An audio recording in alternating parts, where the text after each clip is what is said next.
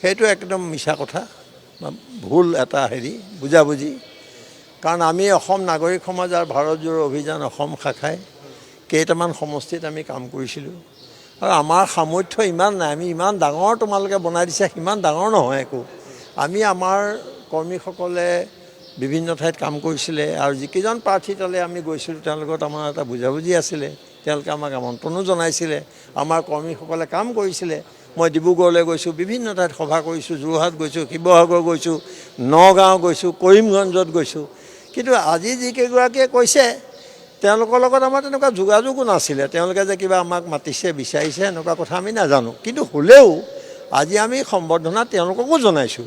আজি আমি ভাৰতৰ বা অসমৰ জনতাক গণতন্ত্ৰৰ পক্ষ গণতান্ত্ৰিক প্ৰমূল্য ৰক্ষা কৰাৰ কাৰণেতো অভিনন্দন জনোৱা সম্ভৱ নহয়। এওঁলোকৰ প্ৰতিনিধি কেইগৰাকীৰ যোগেদি আমি সমগ্ৰ ৰাইজক আমি অভিনন্দন জনাইছোঁ, সম্বৰ্ধনা জনাইছোঁ। আৰু সেইকাৰণে মই কৈছোঁ যে তেওঁলোককো আমি সম্বৰ্ধনা জনাইছোঁ, অভিনন্দন জনাইছোঁ। তেওঁলোকে ভাবি ল'ব নালাগে যে তেওঁলোকৰ প্ৰতি আমাৰ আন্তৰিকতা নাই, আমাৰ শ্ৰদ্ধা নাই। আমি তেওঁলোককো আন্তৰিকতাৰে অভিনন্দন জনাইছোঁ আৰু সম্বৰ্ধনা জনাইছোঁ। অজিত সিং ইমান ডাঙৰ কিবা এটা হৈ যোৱা নাই যে কংগ্ৰেছৰ দৰে ইমান ডাঙৰ দল এটাক বিভাজন আনিব পাৰা, সেইটো মোৰ কামো নহয়। মই কি কৰি আছোঁ ইমান বছৰে তোমালোকে যদি দেখিছা আৰু যদি নাই দেখা। মাজত থাকি কাম কৰা নাই, আমি ৰাজপথলৈ ওলাই আহিছোঁ।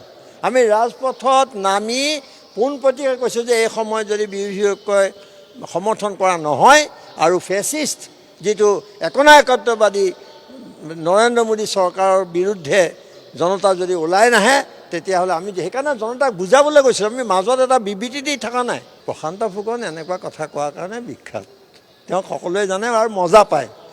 আৰু মই সেইটো এটা ডাঙৰ কথা কৈছে, কিন্তু মোৰ ফালে এনেও ভালে লাগিছে মোৰ যে মই ইমান ডাঙৰ হৈ গ'লোঁ যে মই কংগ্ৰেছক 51% শ্বেয়াৰ লৈ গিলি পেলাব পৰা হৈ গ'লোঁ। তাতকৈ আৰু চাৰ্টিফিকেট মোক বেলেগে দিব নালাগে আৰু।